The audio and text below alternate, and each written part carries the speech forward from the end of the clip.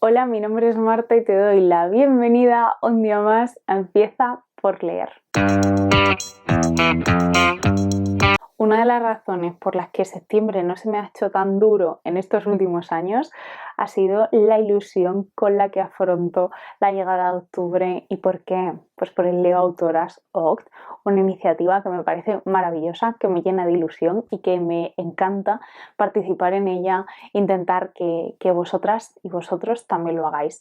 Es una iniciativa en la que se pretende poner el foco, visibilizar a las escritoras y que, bueno, no siempre han tenido un hueco, ni pequeño ni grande. Hubo momentos en los que ni siquiera tuvieron hueco. Así que es un ejercicio por concienciarnos, básicamente. Y luego, más allá de ese ejercicio de concienciación, también es un ejercicio para descubrir a nuevas autoras, para descubrir qué leen los demás. Y ese es uno de los aspectos que también me llama muchísimo la atención de esta iniciativa y que yo llevo a un exponente un poco más radical y me autoimpongo que además de que sean autoras, deben ser autoras que yo no he leído antes, ¿vale? Con ese propósito de ampliar el foco, de conocer a más autoras, a más voces femeninas. Este es un canal en el que se lee y se recomienda a escritoras constantemente, pero el mes de octubre pues lo dedico en exclusiva normalmente a leer autoras desde que soy consciente, desde que tengo uso de conciencia de esta iniciativa. El año pasado hice un vídeo con básicamente lo que pretendía leer durante el Leo Autoras Octubre. Y el anterior yo creo que no, porque no estaba prácticamente en el canal activa. Así que, bueno, este año he querido traeros un vídeo con las autoras de las que quiero leer absolutamente todo lo que han escrito, ¿vale? Todo, lo quiero leer todo. Lo que pasa es que se me ha ido un poco las manos y me había salido una lista de como casi más de 30 autoras y para acotarlo un poquito he decidido dejarlas como las que sí o sí, las que de verdad me sale de dentro por algo muy particular, recomendároslas. Sí, se veía venir a la legua. Sorpresa, sorpresa. El vídeo ha quedado demasiado largo, así que lo voy a dividir en dos, ¿vale? En este primer vídeo vais a ver aquellas autoras que con más de un libro sigo queriendo adentrarme en sus obras, quiero seguir leyendo todo lo que haya de ellas, ¿vale? Habiendo tenido como más de una experiencia lectora con ellas. Y en el próximo vídeo, pues tendremos autoras con las que con tan solo un libro, pues ha sido más que suficiente para que entre en esta categoría de autoras de las que lo quiero leer absolutamente todo. Eh, Espero daros alguna idea. Os dejo en la cajita de información un link al blog donde se explica todo, pero también las podéis encontrar en Twitter y demás para más información sobre el reto Leautorasoc, la iniciativa y demás y cómo participar. La participación es básicamente leyendo a mujeres y compartiendo lo que has leído. Es importante la parte de compartir para que exista ese propósito, ¿no? De dar a conocer, de visibilizar. La primera autora de la que quiero leerlo absolutamente todo y que ya puedo ir poniéndome las pilas porque fue una autora muy prolífera es Irene Miroski, una autora muy importante de principios del siglo XX, primera mitad del siglo XX, ucraniana, luego vivió en Francia, escribió toda su obra en francés, incluso llegó a convertirse al catolicismo, pero aún así fue deportada por su origen judío a Auschwitz-Birkenau y bueno, fue una de las víctimas del exterminio nazi. Afortunadamente nos dejó muchísimas obras y yo creo que ha dejado una gran huella en la literatura. Yo he leído 3 novelas suyas, El baile, que es una novela muy cortita que fue con el que la descubrí. De hecho fue un Leo Autoras Octubre hace 3 años y es una novela corta maravillosa, tiene absolutamente todos los ingredientes de una novela, o sea, todos los elementos de una novela condensados en unas 100 páginas. Además muestra una relación madre-hija muy tormentosa, también la decadencia de la clase noble, o sea, está muy bien, es muy recomendable. Luego Jezabel también tiene una relación madre-hija horrorosa. Es que la relación madre-hija de Irene Nemirovsky no fue muy buena y hay un claro reflejo de ello en su literatura.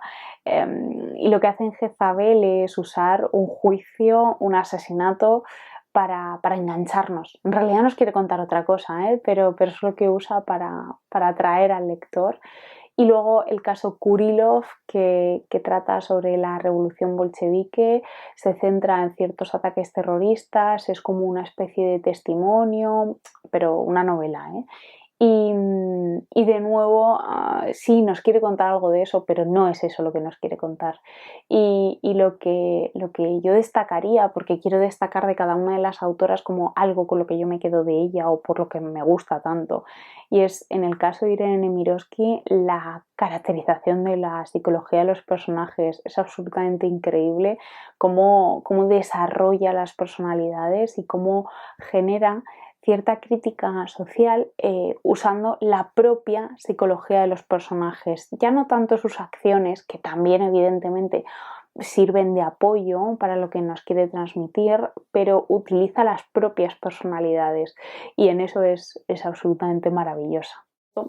La segunda autora de esta recopilación, y que estoy un poquito más cerca de leerme todas sus obras, es Luisa Carnés, también autora de primera mitad del siglo XX, en este caso española. Por tiempos de su producción literaria pertenecería a la generación del 27, en este caso a la sin sombrero, a la parte femenina, pero tampoco exactamente, porque la mayoría, bueno, todas las mujeres que pertenecen a la sin sombrero, pues eran aristócratas, tuvieron un acceso muy privilegiado a la educación y sin embargo Luisa Carnés fue completamente autodidacta, dejó el colegio con 10, 11 años para ponerse a trabajar porque pertenecía a la clase obrera.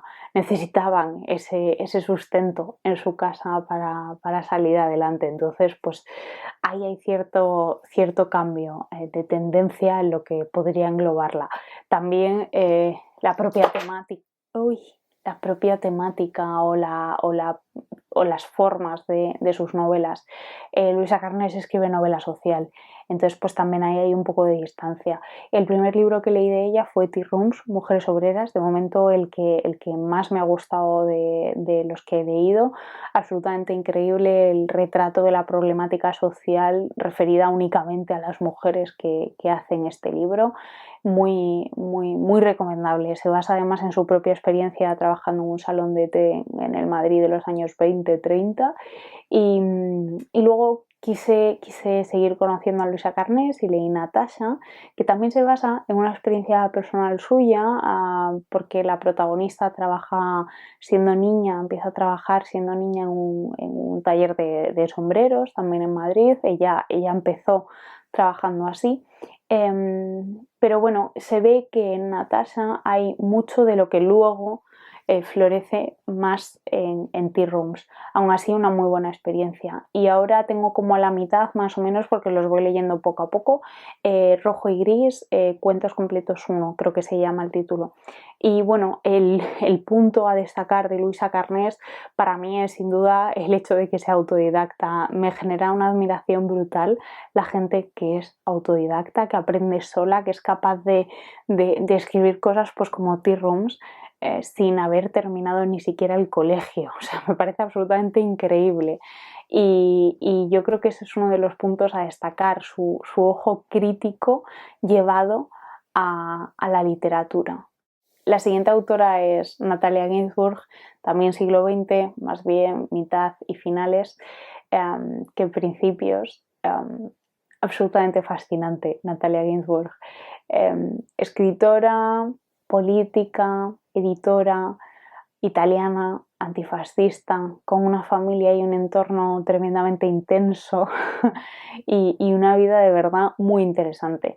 El primer libro que leí de ella fue una obra de teatro que me pareció tan divertida, de verdad. Tiene unos toques de humor absolutamente increíbles porque es humor de lo absurdo, ¿vale? Y que la obra de teatro en sí es una crítica al matrimonio como institución, a que en Italia no existiese el divorcio todavía y que la gente pues se fuese al extranjero a divorciarse y estas cosas. Se llama Me casé por alegría Y luego el segundo libro que leí, que bueno, es uno de los mejores libros de este año para mí, fue Léxico familiar, que es una autobiografía, aunque ella nos pide que la leamos como una novela, y de hecho ella es que no está, es una autobiografía, pero ella no está. Es un homenaje a su familia, a sus padres, y lo que hace es eso, mostrarnos cómo ha sido el entorno en el que ha crecido, ha evolucionado y se ha ido desarrollando. Maravilloso, es tierno, tiene momentos muy, muy duros porque es una familia declarada abiertamente antifascista de origen judío en la Italia de Mussolini. O sea que nos podemos imaginar que algunas cosas les ocurrieron. De hecho, Ginsburg, el marido de Natalia Ginsburg, su primer marido, fue detenido por sus declaraciones antifascistas, torturado y murió en la cárcel. Entonces, pues bueno, una vida así como suave no ha tenido, ¿vale? Muy, muy intensa. Y todo esto está muy bien reflejado en el léxico familiar. Luego ella fue incluso parlamentaria, o sea que, en fin, es una figura que en sí misma despierta mucha curiosidad. ¿Qué es lo que me gusta de Natalia Ginsburg? La sobriedad con la que escribe las cosas, la aparente sencillez con la que cuenta. Lo que cuenta, ¿no? O sea, parece que todo está escrito de una forma muy sencilla, incluso simple a veces, pero no, o sea, no nos equivoquemos. Eso es fruto de mucho talento y mucho trabajo. Hay gente que dice que es muy distante, lo es, lo es, pero yo de alguna manera conecto con esa distancia y me emociona cómo cuenta las cosas. La cuarta autora es Maya Angelou, norteamericana, activista por los derechos civiles de los negros, la voz femenina junto a Angela Davis de estos movimientos. Bueno, aparte de activista ha sido muchísimas cosas, o sea, poeta, escritora, cantante, actriz y pues chorrocientos empleos que ha tenido, ¿vale? O sea, incluso fue conductora de un tranvía, ¿vale? O sea, es que es sensacional esta mujer. ¿Qué he leído de ella? He leído Yo sé por qué canta el pájaro enjaulado y Encontraos en mi nombre. Es el primer y el segundo volumen de su serie autobiográfica. Creo que son 6 volúmenes en total que no tenemos traducidos al español, solo estos 2. Así que el año que viene intentaré hacer el esfuerzo de leer el tercero como en propósito, ¿vale? Porque creo que merece la pena. Sobre todo os recomiendo el primero, Yo sé por qué canta el pájaro enjaulado, hace un retrato de niñez, de niñez siendo negra en el sur de Estados Unidos, en un sur casi esclavista. No lo era, ¿vale? Pero quedan vestigios de eso. En cualquier caso, muy recomendable, y lo que me interesa de Maya Angelou es su experiencia vital. Me interesa ella, saber cuáles han sido sus vivencias, cuáles cree que son dignas de destacar.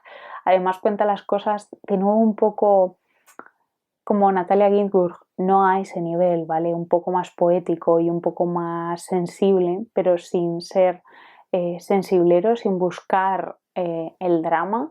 Incluso cuando narra situaciones muy duras, muy, muy, muy, muy duras, lo hace con un grito de fuerza, ¿no? De yo estoy aquí y no me vais a hacer de menos, ¿no? Quinta autora, Joan Didion. Periodista estadounidense también, escritora. He leído 2 libros suyos. El primero que leí fue Río Revuelto y me conquistó completamente. Es una historia sobre la decadencia del sueño americano, sofocante a más no poder. Es uno de los libros que yo creo que más sofoco de calor me han transmitido. Y luego leí en Sur y Oeste, que es una recopilación de diarios de viaje por el sur y por el oeste de Estados Unidos, en los que habla pues de un poco las diferencias, ¿no? Y cómo se ve pues también la herencia histórica en esos lugares. ¿Qué es lo que me gusta de ella? Pues para mí es la radiografiadora, o sea, es capaz de observar, transmitir de una forma muy efectiva, yo creo. Yo creo que lo que me gusta de ella es eso, la capacidad de observación y de hacérnoslo llegar. Para mí, pues eso, radiografiadora de California. Eso es Joan Didion para mí. Otra autora que quería destacaros es Edurne Portela, es una autora española, vasca, es filóloga, es historiadora. El primer libro suyo que leí fue Mejor la ausencia, un libro brutal sobre conflicto vasco, muy crudo.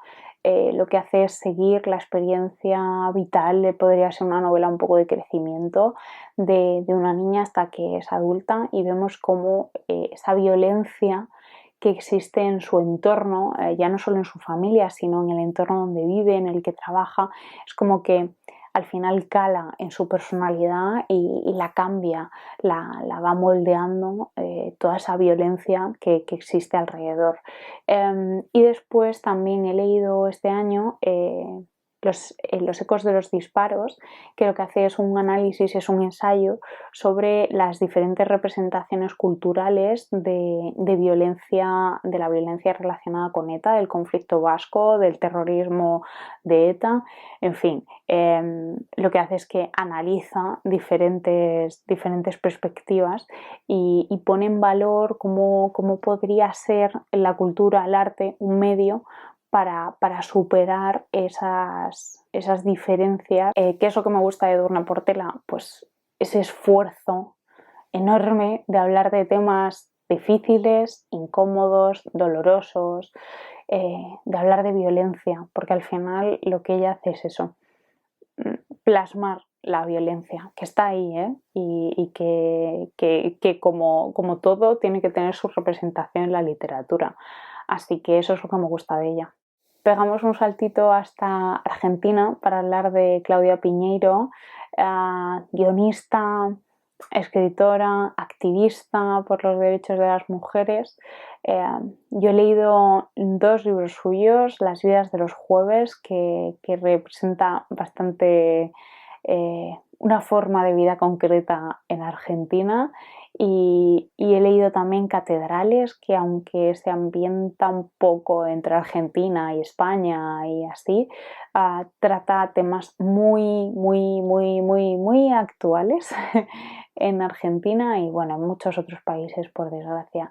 Y lo hace a través de catedrales. O sea, las catedrales tienen un papel importante y muy bonito en la novela, pero no es lo fundamental, ni tiene nada que ver con arte sacro ni nada así. Pero bueno, lo que hace Claudia Piñeiro de forma maravillosa es unir algo así como novelas de misterio, sucesos que tienen pinta así como de tener un misterio, con crítica social, y hacerlo de una manera súper amena, o sea, súper amena.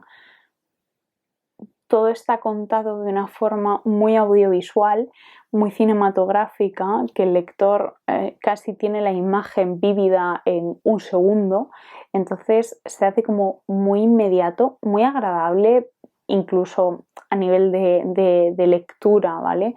No por lo que evoca, ¿vale? Porque no suele evocar cosas lindas, cosas bonitas, ¿vale? Sino del proceso, ¿no? De lo fácil que es entrar en la historia y demás. Eso es lo que me gusta de ella, que consigue ese equilibrio para mí muy bueno y muy difícil entre profundidad en la crítica y facilidad o acceso a la lectura. Es un equilibrio difícil de encontrar, y yo creo que Claudia Piñeiro lo hace muy bien. Hasta aquí esta recopilación. Os recuerdo que va a haber un vídeo hermano de este dentro de muy poquito en el canal, con más autoras que me generan ansia lectora y que quiero leer absolutamente todo de ellas. Contadme, por favor, cuáles son vuestras autoras favoritas, cuáles son aquellas autoras de las que queréis leerlo todo.